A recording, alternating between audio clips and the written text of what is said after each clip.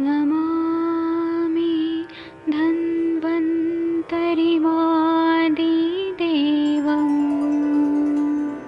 सुरासुरैर्वन्दितपादपद्मम् लोके जरारुभयमृत्युनाशम् दातारमीशम् विविधौषधीनां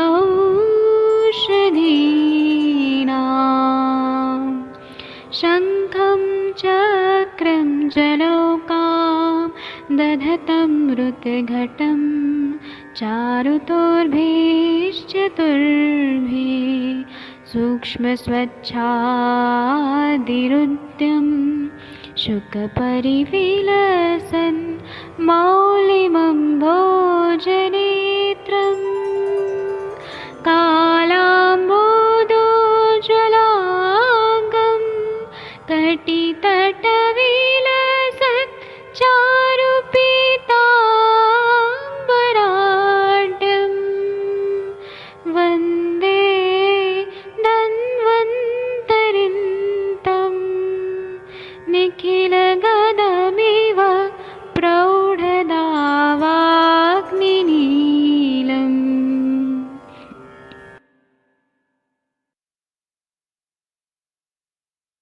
कोई भी सपना साकार करने के लिए सबसे जरूरी है सही कोच का होना।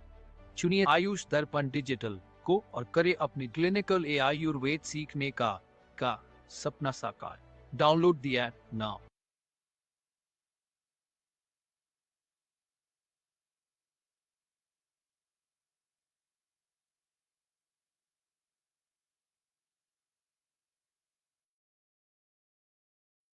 नमस्ते, प्रणाम आप सभी को। मैं वैद्य नवीन जोशी आप सभी का बहुत बहुत स्वागत करता हूं। आयुष दर्पण के डिजिटल ऐप पर आप सभी का बहुत बहुत स्वागत है। आज हम फिर से आपके समक्ष पूर्ण कल्पनाओं पर जो सीरीज ले रहे हैं, उसी सीरीज के क्रम में मैं फिर से आपके समक्ष उपस्थित हुआ हूं। और आज हम एक ऐसी चूर्ण कल्पना आपको, अभी तक हमने आपको विभिन्न चूर्ण कल्पनाओं पर अपना सीरीज जारी रखा है, जिसे आप आयुष दर्पण के डिजिटल ऐप पर देख रहे हैं। और शाम के 7 बजे ये सत्र रेगुलरली आपको आयुष दर्पण के डिजिटल ऐप पर मिलता है। देखिए, मैं देख पा रहा हूँ अभी हमारे ऐप पर इस सत्र में 100 से अधिक लोग ज्वाइन हो गए हैं। चलिए, आप सब जुड़ते जाइए, अपनी अपनी प्रतिक्रियाएं भी हमें देते जाइए। मैं देख रहा हूँ बहुत सारे लोग यहाँ जुड़ गए हैं, धन्यवाद आपका। आप कहाँ कहाँ से हैं ये भी लिखते जाइएगा। कहाँ कहाँ से आप हमारे साथ जुड़ते हैं ये भी हमें जानना ज़रूरी है। और मैं देख रहा हूँ कि यहाँ पर पहले ही हमारे सत्र के प्रारंभ होने से पहले ही विकास प्रजापति जी, तेजेंद्र अरोड़ा जी, गहलोत साहब, नरेंद्र सिंगला जी यहाँ पर हमारे फेसबुक पर ज्वाइन हो चुके हैं। और हमारे साथ में यहाँ पर बहुत सारे लोग अभी जुड़े हुए हैं। मैं आप सभी निवेदन, और कुछ करें ना करें, इस सत्र को अपने अपने प्रोफाइल पेज पर ज़रूर आप शेयर करें। और अभी से आधे घंटे के बाद ये सत्र यूट्यूब पर लाइव होता है, जहां पर आप इस सत्र को देख सकते हैं, जो आयुष दर्पण के यूट्यूब चैनल पर है। तो मेरा आप सभी से रिक्वेस्ट है कि हमारी जो व्यूअरशिप है वो लाखों में नहीं करोड़ों में है, लेकिन आप देखते तो हैं, लेकिन आप सब्सक्राइब नहीं करते। तो आप सब्सक्राइब भी करें, और हाँ, साथ में बेल आइकन भी दबाएं, ताकि अगले वीडियो का नोटिफिकेशन आपको मिल जाए। ठीक 9 बजे ये फिर से ये लेक्चर डॉक्टर नवीन जोशी नाम के यूट्यूब चैनल पर लाइव होता है, तो वहां पर भी आप जाकर इस लेक्चर को देख सकते हैं। चलिए, आप सभी बहुत बहुत 150 से ज्यादा लोग यहाँ जुड़ गए हैं। और कल हमारे सत्र में 750 के आसपास लोग थे। तो आज अभी आप सभी जुड़ते चले जाइए। मैं देख रहा हूँ बहुत धड़ाधड़ लोग ऐप पर जुड़ते हैं। कई लोगों ने पूछा है कि सर, आपके इस लेक्चर को हम कैसे ज्वाइन कर सकते हैं। तो आप आयुष दर्पण का digital app Google play store से डाउनलोड कीजिए, और आप इस लेक्चर में आप हमारे साथ जुड़ सकते हैं। हाँ, सो सिंपल। बहुत सारे लोगों ने पिछले लेक्चर के बारे में बहुत सारे सवाल पूछे हैं। आपने देखा होगा कि मैंने उन सभी प्रश्नों का उत्तर कमेंट बॉक्स में आपको जाकर दिया है। तकरीबन 400 से ज्यादा कमेंट्स थे और मैंने इंडिविजुअल उन सब की रिप्लाई की है, पर फिर भी कुछ लोगों के अगर कमेंट छूट गए हों तो मैं आप सभी से माफी मांगता हूँ। मैं बहुत सारे कमेंट्स हैं जिसमें एक ही सवाल बार बार रिपीट हो रहा है, तो मैंने उनको फिल्टर आउट किया हुआ है और जो आपके जरूरत का है मैंने वो सवाल आपके लिए। आइए आज हम चरक संहिता चिकित्सा स्थान गुल्म चिकित्सा का एक बहुत अच्छा योग जो आप सभी के लिए बहुत प्रयोग में आने लाने लायक है और आप सभी इसको कहीं ना कहीं यूज करते होंगे। इसका नाम है शट्यादि चूर्ण। जैसा कि आपने इस लेक्चर के इवेंट में देखा होगा, हम हर लेक्चर के बारे में उससे पहले फेसबुक पर, इंस्टाग्राम पर आपको इवेंट क्रॉस करते हैं। बहुत सारे लोग यहाँ जुड़ रहे हैं, मैं आप सभी को एंट्री दे रहा हूँ ताकि आप नाराज मत होइएगा, है ना। आप जुड़ते जाइए जुड़ते जाइए। आज हम सट्यादि चूर्ण की बात करेंगे। सट्यादि चूर्ण, सट्यादि चूर्ण चरक संहिता के चिकित्सा स्थान के गुल्म चिकित्सा अध्याय 5 में इस योग का वर्णन है। और आप ये भी जानना चाहेंगे कि इसको हम कहाँ कहाँ प्रैक्टिस में देते हैं। और मैंने आपको एक बात बताई थी कि जितने भी योग मैं बता रहा हूँ उसका जो पहला शब्द आता है ना, वो उस योग के मुख्य घटक द्रव्य के बारे में आपको बताता है। जैसा कि आप जान रहे हैं, इस योग में भी जो है वो सठी यानी कि कचूर वो प्रमुख द्रव्य के रूप में आता है। तो इस पर आ जाइए हम चर्चा करते हैं। सठी, पुष्कर, हिंगू। आप चाहे तो नोट कर लीजिएगा। आपने नोटबुक और पेन, मेरा सत्र बड़ा इंपॉर्टेंट होता है क्योंकि मैं आप लोगों के डिमांड के कारण ही रोज 7 बजे आता हूँ। ये आपका डिमांड है, इसीलिए हम आपको इन योगों से जो आपकी क्लिनिकल प्रैक्टिस में आपको और ज्यादा स्ट्रेंथ देते हैं, आपकी क्लिनिकल नॉलेज को और ज्यादा बढ़ाते हैं, इसीलिए हमने ये सत्र किया है। कई बार हम प्रैक्टिस करते हैं, कई बार हम योगों के नाम तो जानते हैं लेकिन हम उनके इंग्रेडिएंट्स भूल जाते हैं। कहते हैं ना, बार बार बार बार अभ्यास से, बार बार सुनने से आपके मन में याद हो जाए। तो चलिए, सठी, पुष्कर, हिंग, अम्लेत, क्षार, सछार, चित्रकान, धान्यकम च यमानी च विडंगम सैंधवम वचाम। कहते हैं, फिर से रिपीट करता हूं। षडी, पुष्कर, हिंग, अम्लवेतस, शछार, चित्रकान, धान्यकम च यवानी च विडंगम सैंधवम वचाम। तो अब आइए ना, जरा बता देते हैं क्या क्या है इसमें। जैसा कि आपने देखा, छठी, छठी को हम कचूर कहते हैं और इसे हम लोग बोटेनिकल नेम में, मैं प्रयास करता हूं कि आपको लैटिन नेम भी बताऊं ताकि आपको जानकारी रहे कि ये कहाँ और कैसे हम इसे ले सकते हैं। तो इसका बोटेनिकल नेम या लैटिन नेम हेडेशियम स्पाइकेटम है। क्या है इसका बोटेनिकल नेम? हेडेशियम स्पाइकेटम है। तो हेडेशियम स्पाइकेटम जिसे हम लोग शटी कहते हैं। इसके बाद दूसरा जो द्रव्य है वो है पुष्कर, हिंग, आम्लवेतस, यवक्षार, चित्रकान और यवक्षार, चित्रक मूल, धनिया, अजवाइन और वाय विडंग, है ना। धन्यवाद, धान्यकम च यवानी च विडंगम सैंधवम और फिर मीठा वच। आगे कहते हैं, सचव्य पिप्पली मूलम अजगंधाम सदाड़ीमान। कहते हैं इसके अलावा चव्य, पीपला मूल, अजगंधा, दाड़िम और आगे कहते हैं अजाजी चा अजमोदाम च चूर्णम कृत्वा प्रयोजयेत्। अजाजी यानी अजवाइन, दाड़िम और अजमोदा। अजमोदा तो हो ही गया, है ना। अजाजी का मतलब जीरा, अजमोदा। तो ये सभी द्रव्यों को आपने कपड़ छान चूर्ण बनाना है। जैसा कि आप सब जानते हैं कि जब हम चूर्ण लेते हैं तो सभी द्रव्यों का हम लोग संकलन करते हैं। द्रव्यों के संकलन के उपरांत हम उनका चूर्ण बना लेते हैं। मैंने बार बार एक ही बात को रिपीट करता हूँ या आपको ताकि समझ में आए। तो हम लोग क्या करते हैं, उसका चूर्ण बना लेते हैं। अलग अलग हम उसको, अलग अलग उसका हमने चूर्ण बनाना है। अलग अलग क्या बनाना है? हमने चूर्ण बनाना है। और चूर्ण बनाने के बाद हमने आगे क्या कहते हैं, आप देखिए, कहते हैं रसेन मातुलंगस्य मधुसुक्तेन वा पुनः भावितम गुटिकाम कृत्वा सुपिष्टाम कोल संविताम। कहते हैं कि इसको बिजोरा नींबू के रस में 5 भावना या फिर मधु अम्ल से 2 भावना देकर घोट कर इसकी बेर के समान यदि आपने गोली बना के रख ली तो ये बहुत जबरदस्त काम करती है। मैं बहुत सारे लोगों के कमेंट्स आपके आ रहे हैं, मैं आप जो भी सवाल है वो पूछते जाइएगा, पिछले भी सत्र से रिलेटेड आप सवाल पूछ सकते हैं। अच्छा, शिवगंज सिरोही जी राजस्थान से जुड़ते हैं हमारे साथ में। अच्छा अच्छा, बहुत बहुत बधाई आपको सर, थैंक यू। आप कहाँ कहाँ से जुड़ते हैं ये भी लिखिए हमारे साथ में। मैं देख रहा हूँ अमन जी जुड़ रहे हैं हरियाणा से, हमारे साथ पंजाब से जसविंदर जी हैं, हमारे साथ जो है वो अभी जुड़ते हैं कनाडा से परमजीत सिंह जी, और हमारे साथ जुड़ते हैं नॉर्थ अमेरिका से, मैं देख रहा हूँ ऐप पे सुधीर कुमार विश्वकर्मा जी, अच्छा थैंक यू। बिहार के पूर्णिया से जुड़ते हैं मनोज जी, और हमारे साथ कटिहार बिहार से जुड़ते हैं श्री प्रकाश जी। श्री प्रकाश से लखीमपुर खीरी से जुड़ते हैं हमारे साथ वंदना जी जुड़ती हैं। महाराष्ट्र के पूना से जुड़ते हैं शंकर शंकर जी, अच्छा।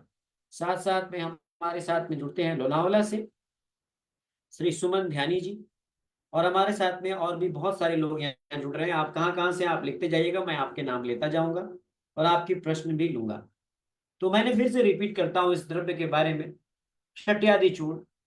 फिर से मैं रिपीट करता हूँ, शठ्यादि चूर्ण जो है, जो चरक संहिता चिकित्सा स्थान गुल्म चिकित्सा अध्याय में ये योग आया है, इसका जो मुख्य घटक है वो शटी है, पुष्कर मूल, हिंगव, हिंगू, अम्लवेतस, घी में बुनी हुई हींग है ना, अम्लवेतस, यवक्षार, चित्रक मूल, धनिया, अजवाइन, वायविडंग, सेंधा नमक, मीठा वचा, चब्य, पिपरा मूल, अजगंधा, खट्टा अनारदाना, अजमोदा, इन सब को आपने कपड़ा छान चूर्ण बनाकर चूर्ण बना लीजिए इन सबको।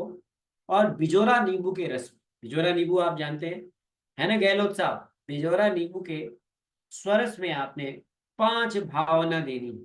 भावना कैसे देते हैं, भावित करते हैं।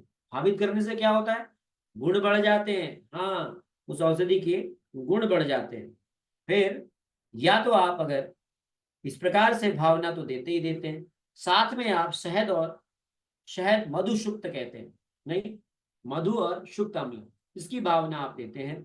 तो इससे घोट करके आप इसकी गोली बना सकते हैं। आप ये कहते हैं कि ये जो गोली है, जो ये आपने इस चूर्ण से जो गोली बनाई, गुटिका बनाई, ये हमारे शरीर में गुल्म, प्लीहा रोग, आनाह, श्वास, कास, अरुचि, हिक्का, हृदय रोग, पाइल्स की समस्या, सिर के रोग, और साथ में पांडु रोग, साथ में कफ के उत्क्लेशन, सभी प्रकार की प्रवाहिका, पार्श्वशूल, हृदय शूल और बस्ती शूल को ये नष्ट करती है। तो कमाल की औषधि है ना ये, नहीं? अब इस पर हम ये कहें कि देखिए आजकल इस योग के नाम से बहुत सारे और भी शठ्यादि चूर्ण के नाम से आपको अलग अलग योग मिलते हैं। मैं आपको शठ्यादि चूर्ण के बारे में थोड़ा बहुत और भी जानकारी देना चाहूंगा जो आपके लिए काम की है। शठ्यादि चूर्ण जो है वो अन्य हम व्याधियों में भी इसका प्रयोग करते हैं, पर इसके थोड़े थोड़े इंग्रेडिएंट्स जो हैं वो बदल जाते हैं, थोड़े बहुत इंग्रेडिएंट्स जो हैं वो बदल जाते हैं। और लेकिन आपको एक चीज जो सब में सामान्य है, सब चीज में कॉमन है, वो क्या है, तो शठी यानी कि कचूर, वो सब में कॉमन है। तो आप अगर देखेंगे कचूर सब में है, आप इसमें कहीं पर आप देखेंगे कि इसमें अलग अलग हमने अलग अलग द्रव्य लिए हैं, और ये अलग अलग द्रव्य जो लिए गए हैं ये अलग अलग प्रयोगों के अनुसार, चिकित्सा में इसके प्रयोग के अनुसार इसे लिया गया है। अभी एक सवाल आया है कि सर जी ये जो शठ्यादि चूर्ण है, क्या ये हमारे गुल्म के अन्य योगों से ज्यादा लाभकारी करता है क्या? यहाँ पर एक सवाल आया, क्या हम एरंड तेल दे सकते हैं? क्या बिल्कुल दे सकते हैं। गुल्म के रोगियों में आप एरंड तेल बिल्कुल दे सकते हैं, क्यों नहीं दे सकते हैं। देखिए यहाँ पर अभी मैं जो आपको एक दूसरा योग बता रहा हूँ, ये इस योग में अगर आप देखें तो शटी है, चोरक है, जीवंती है, त्वक है, मुस्तक है, पुष्कर मूल है, तुलसी है, भूमि आमलकी है, एला है, पिप्पली है, अगरू है और शुंठी है। अगर आप देखेंगे तो ये जो हमारा जो दवा है, ये जो हमारी दवा है, इसको मूल रूप से हम तमक श्वास में प्रयोग करते हैं। तमक श्वास के लिए भी शट्यादि चूर्ण का प्रयोग बताया गया है। जो मैंने अभी आपको जो योग बताया था, ये योग गुल्म चिकित्सा पे में बताया गया है। और जो ये जो अभी आपने शट्यादि चूर्ण सुना, ये योग जो है ये हमारा तमक श्वास के लिए इसको बताया गया है। और ये भी हमारे हमारे लिए बहुत महत्वपूर्ण है, हम लोग इसका भी प्रयोग करते हैं। और ये योग के इंग्रेडिएंट्स भी काफी अच्छे प्रभाव देते हैं। अब आइए हम जानते हैं कि जो इसमें जो द्रव्य पड़े हुए हैं वो कैसे काम करते हैं। तो देखिए, जो मैंने अभी आपको गुल्म वाला बताया, वो सब उसमें भी सटी है ना, उसमें भी पुष्कर मूल है। और लेकिन आप अगर देखेंगे तो जो अभी मैं श्वास वाला जो आपको बता रहा हूँ, छट्यादि चूर्ण तमक श्वास वाला, उसमें थोड़े से इंग्रेडिएंट्स बदल जाते हैं, है ना। तो ध्यान रखिएगा कि दोनों में जो कॉमन है वो शटी है। अगर हम शटी के गुण को देखें, जिसे हेडिशियम स्पाइकेटम कहते हैं, ये कटु तिक्त कषाय रस प्रधान है, लघु तीक्ष्ण गुण युक्त है, उष्ण वीर्य है और कटु विपाक है। और अगर दोषों के अनुसार देखें तो ये कफवात सामक है, नहीं तो कफवात सामक है। अब जो दूसरा उसमें अगर आप देखेंगे कि दूसरा द्रव्य क्या है, तो आप पुष्कर मूल है। तो पुष्कर मूल आप सब जानते हैं, इसे एन्यूलर रेसिमोसा कहते हैं। ये तिक्त कटुरस प्रधान है, लघु तीक्ष्ण है, उष्ण वीर्य है और कटु विपाक का है। ये भी कफवात सामक है। यदि आप जो अभी जो मैंने दूसरा शट्यादि चूर्ण बताया, यदि आप इसके सभी इंग्रेडिएंट्स पर गौर फरमाएं तो ज्यादातर इसके जो इंग्रेडिएंट्स हैं वो कफवात सामक है। मैं रिपीट कर देता हूं, गुल्म वाले शट्यादि चूर्ण और जो हमारे तमक श्वास वाले शट्यादि चूर्ण, इन दोनों में जो कॉमन ड्रग है वो है शटी यानी कचूर, पुष्कर मूल, ये कॉमन है अगर आप देखें। लेकिन जो श्वास वाला शट्यादि चूर्ण है उसमें चोरक है, जीवंती है, त्वक है, तमाल, मुस्तक है, तुलसी है, भूमि आंवला है, एला है, पिप्पली है, अगरू है और शुंठी है। तो थोड़ा सा फर्क है, दोनों में थोड़ा सा फर्क है। लेकिन आप, हाँ, सवाल आया कि सर ये शट्यादि चूर्ण कहाँ पे आया है। देखिए, ये शट्यादि, जितने आपके सवाल आएंगे उतना ही उत्तर दूंगा। बड़ा अच्छा सवाल है आपका। दूसरा शट्यादि चूर्ण है, ये हमारे चरक संहिता चिकित्सा स्थान में हिक्का और श्वास, हिक्का चिकित्सा में आया है ना। हिक्का श्वास में जो वहां पर इस योग का वर्णन आया है, वहां पर आप शट्यादि चूर्ण का वर्णन आया हुआ है। तीसरा जो द्रव्य है वो चोरक है, एंजेला ग्लोइका। ये कटु तिक्त रस प्रधान है, ये भी लघु तीक्ष्ण है, उष्ण है और कटु विपाक है। और अगर आप देखें तो ये भी कफवात सामक है। त्वक, जिसे साइनोमम हम लोग जियालेनिकम कहते हैं, कटु मधुर रस युक्त है, लघु रुक्ष और तीक्ष्ण है।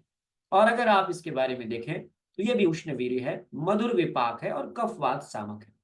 मैंने पहले ही बताया कि ज्यादातर द्रव्य जो हैं वो शट्यादि चूर्ण जो हम जो तमक श्वास पे यूज करते हैं, तो ज्यादातर जो दवाइयां हैं, औषधियां हैं, ये कफ कफ वात या फिर कफ पित्त वात पित्त शामक है।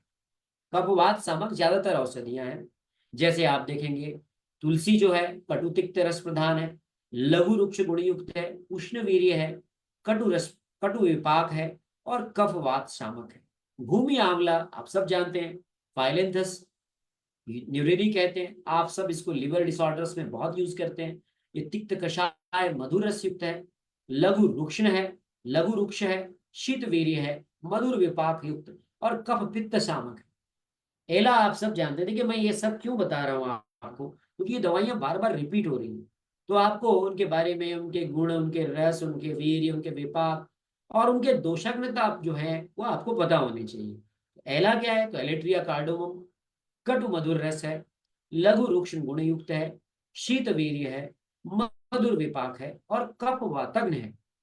पिप्पली बार बार रिपीट होता है, कई सारे योग में मैंने पिप्पली के बारे में बताया। हाँ, आपके कमेंट्स में देख रहा हूँ, आपको मैं उत्तर दूंगा, अभी आप आराम से अभी पूरा पहले समझ लीजिए। पिप्पली जो है वो पाइपर लॉन्गम है, ये कटु रस प्रधान है, साथ में लघु रुक्ष है, शीत वीर्य है, मधुर विपाक है और कफ वातग्न है। अगरू देखेंगे आप तो एक्वेलेरिया एगेलोका, ये भी कटु तिक्त है, ये लघु तीक्ष्ण है, गुण युक्त है, ये उष्ण है वीर्य में और कटु विपाक है और साथ में कफ वातग्न है। इसी प्रकार से शुंठी को कौन नहीं जानते हैं, आप में से सभी जानते हैं।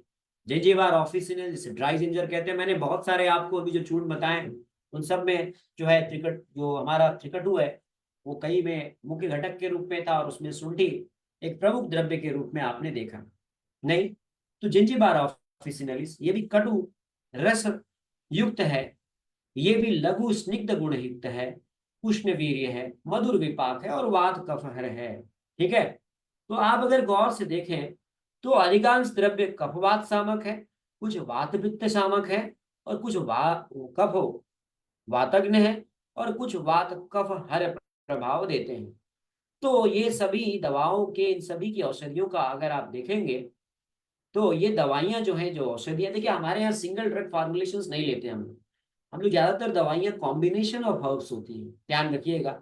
और इसमें हर जो औषधि है ना, उसका एक एक द्रव्य जो है वो अपने प्रभाव से काम करता है, और जब हम कॉम्बिनेशन करते हैं ना यूज, तो फिर इसका जो इफेक्ट है वो कई गुना बढ़ जाता है। आप देखिए वही छठी हम गुल्म में यूज कर रहे हैं, उसी छठी को हम लोग यूज कर रहे हैं, आपने देखा पार्श्वशूल में, हृदय शूल में, उसी को हम बस्ती शूल में कर रहे हैं, कफ का उत्क्लेश करने में यूज कर रहे हैं, पांडु रोग में यूज कर रहे हैं।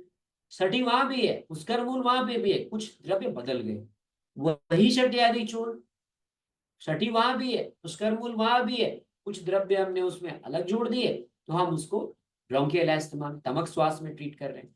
तो कहने का अर्थ यह है कि मूल द्रव्य के साथ में जो अन्य द्रव्य हैं वो अगर मिल जाते हैं तो हमें जो ओवरऑल इफेक्ट मिलता है, जो प्रभाव मिलता है, वो अलग अलग प्रकार का मिलता है।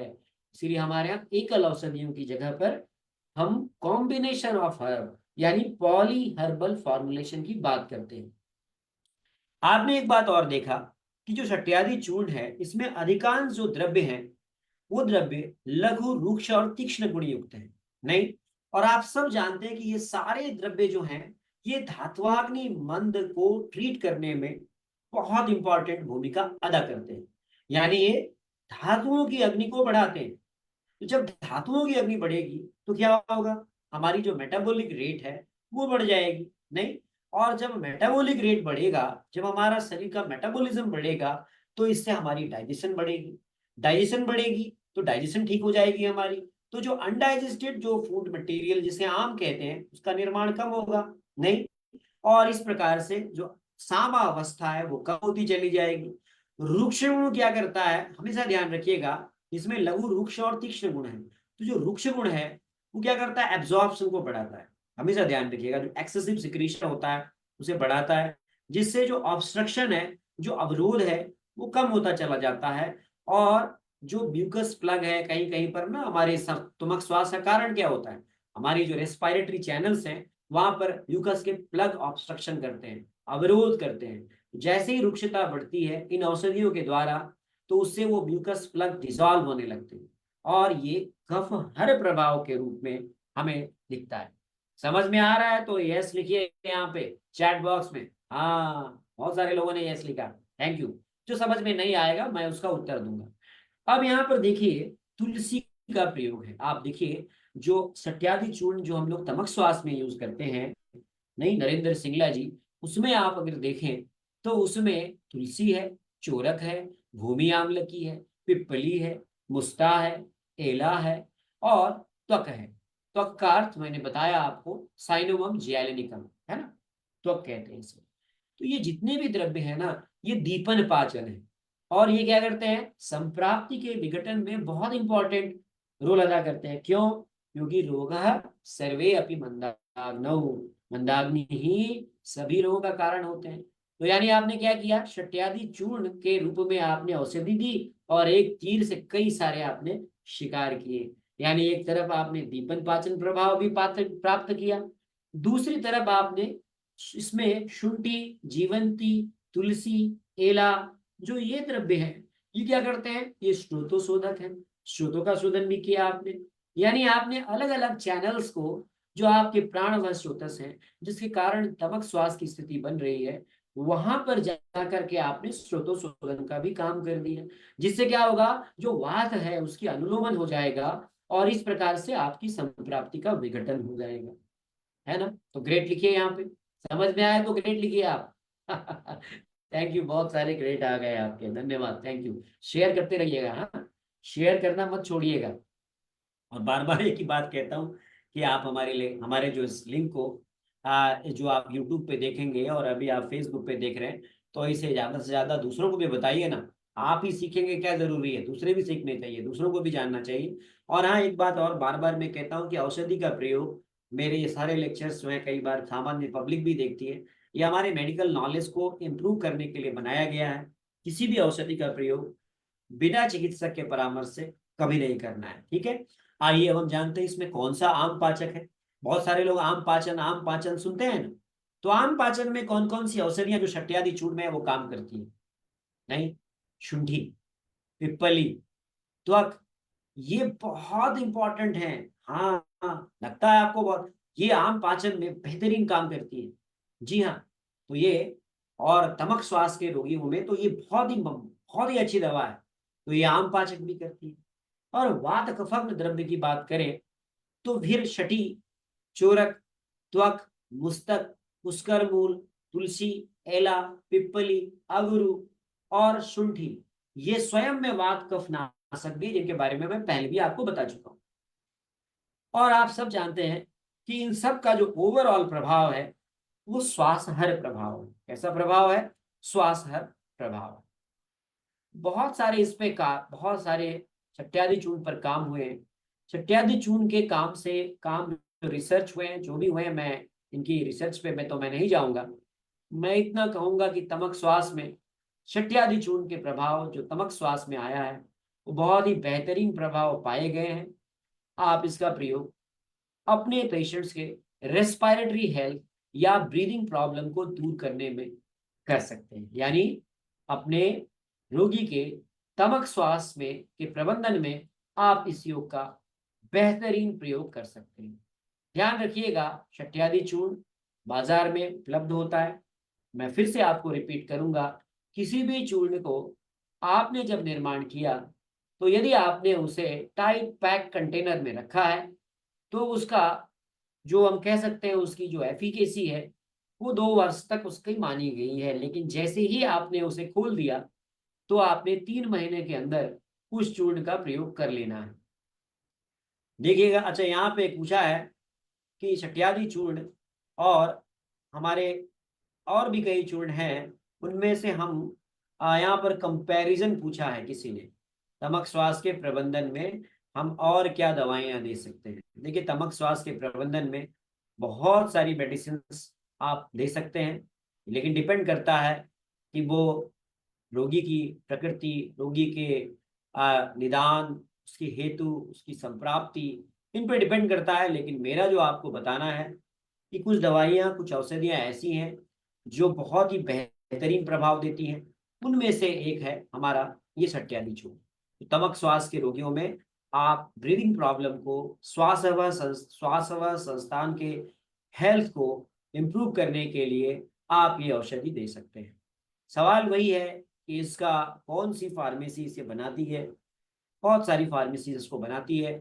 मैं किसी पर्टिकुलर फार्मेसी के बारे में तो नहीं कहूँगा, आप जिस फार्मेसी की भी लेना चाहें आप ले सकते हैं। ये आपकी इच्छा पर डिपेंड करता है, जिस पर आपको तसल्ली हो आप उसका ले सकते हैं। फिर वही सवाल है कि इस दवा के को प्रेगनेंसी में लिया जा सकता है या नहीं लिया जा सकता। मैं यही कहूँगा कि प्रेगनेंसी में आप किसी भी दवा का सेवन सावधानी से करें, क्योंकि दवा अगर है तो वो नुकसान भी करेगी। यदि आपने सावधानी नहीं बरती तो वो नुकसान भी कर सकती है ना। तो आपने ऑलवेज किसी भी मेडिसिन का प्रयोग करें तो उसे सावधानी पूर्वक प्रयोग करें।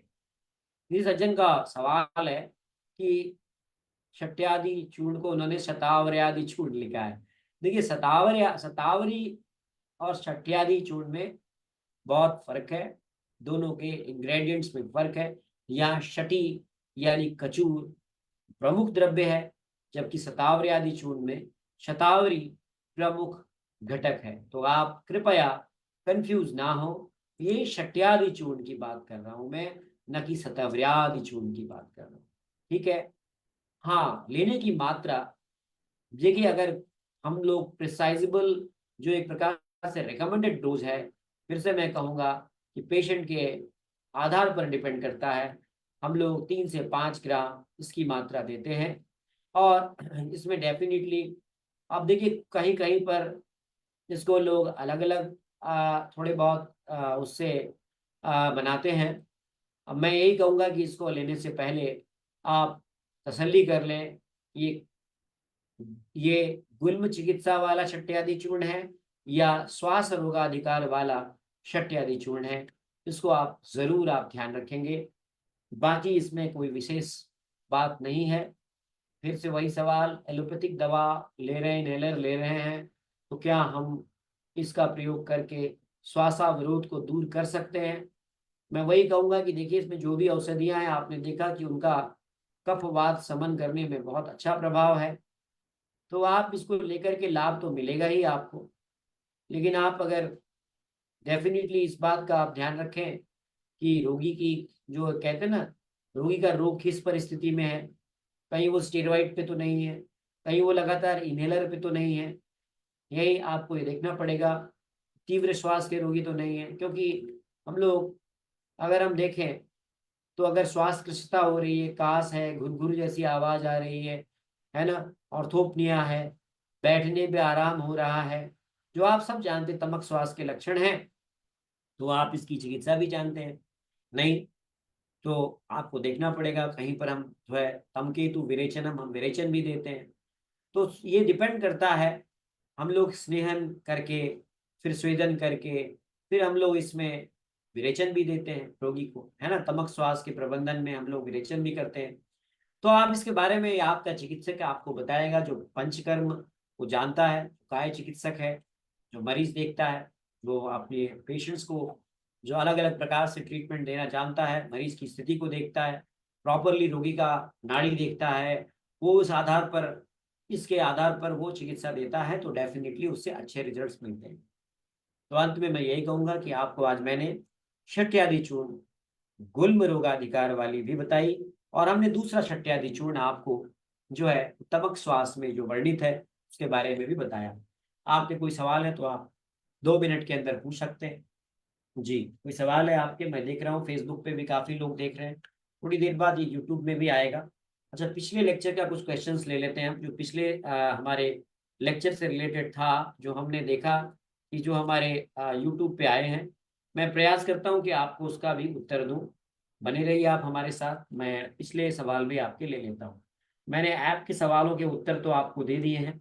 जो पिछला सत्र था हमारा, वो सत्र था लवण भास्कर चूर्ण। तो इस पर कुछ सवाल आए हैं, मैं उनके सवाल आपके ले लेता हूँ। नरेंद्र सिंगला जी प्रणाम, उमेश चंद्र पासवान जी बलिया से प्रणाम आपको, प्रवीण ठक्कर जी नमस्कार, गहलोत जी नमस्कार, सुनील कुमार जी प्रणाम, अमित कुर्मी जी सादर प्रणाम। ज्योति जी पूछते हैं कि आपका लवण भास्कर चूर्ण का लेक्चर बहुत अच्छा लगा। ज्योति जी, आपका भी बहुत बहुत धन्यवाद कि आपने हमारा लेक्चर देखा। देखते रहिए, सीखते रहिए, लोगों को बताइए। हम रोज शाम को यहाँ आपके समक्ष उपस्थित होंगे। यूट्यूब पर भी हमारे कुछ पार्टिसिपेंट्स ने अपने कमेंट भेजे हैं, मैं आपके भी कमेंट्स ले लेता हूँ, क्योंकि ऐप पे ज़्यादा कमेंट रहते हैं, क्योंकि ऐप हमारा बहुत ज़्यादा लोग ज्वाइन करते हैं यहाँ पे। और ऐप में अभी भी मैं देख रहा हूँ 550 लोग ज्वाइन है। बहुत सारे लोगों ने अपने कमेंट्स दिए हैं, मैं आपके कमेंट्स का उत्तर मैं इंडिविजुअली दूंगा, आप चिंता ना करें। पर यहाँ पर हम केवल अभी आपके वही कमेंट्स ले रहे हैं जो आपने हमें यूट्यूब पे भेजा है। बहुत ही शानदार तरीके से सर आपने लवण भास्कर चूर्ण को समझाया। सुधीर जी, ये तालेगांव से हैं, महाराष्ट्र से। थैंक यू सुधीर जी, आपका बहुत बहुत धन्यवाद, आपने हमारा उत्साहवर्धन किया, आपका शुक्रिया, आभार, अभिनंदन। यहाँ पर हमारे साथ में मनविंदर जी हैं, वो कहते हैं सर आपका लेक्चर, आपका पढ़ाने का तरीका बहुत अच्छा है। नहीं, ऐसा कुछ नहीं है, ये तो आपका, मैं कहता हूँ कि आपका प्यार है, और जिसकी वजह से मैं ये कर पा रहा हूँ। वरना मैं कोई ऐसा, कोई पढ़ाने में कोई इतना ज़्यादा, बताने में कोई इतना ज़्यादा कोई विद्वान नहीं हूँ। ये आपका अनुरोध है, आपका प्यार है।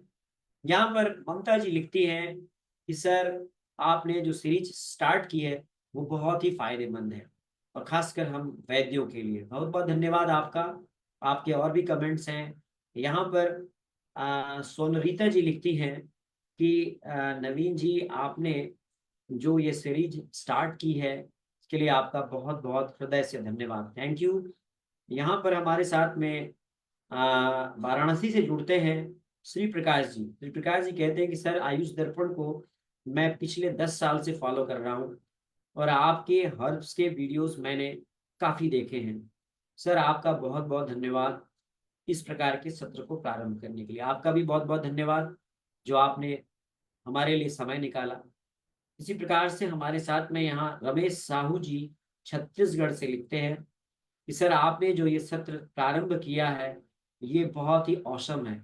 अरे आप भी तो औसम है सर आप कम औसम है क्या।